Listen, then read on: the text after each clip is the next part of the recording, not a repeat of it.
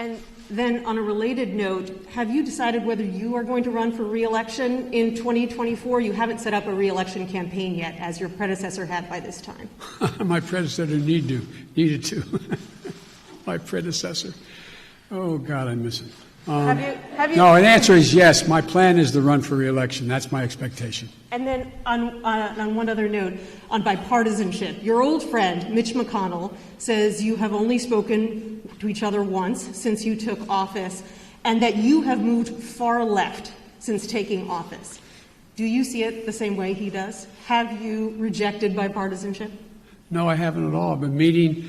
When's the last time a president invited the opposite party down at least a half a dozen times to talk about issues, everything from how we work. We're working with a group of 20 members of the Senate right now and House on how we reestablish our ability to make computer chips and how we get ahead of the game, how we can work together. We're working together on a bunch of things. But look, I know Mitch well. Mitch knows me well.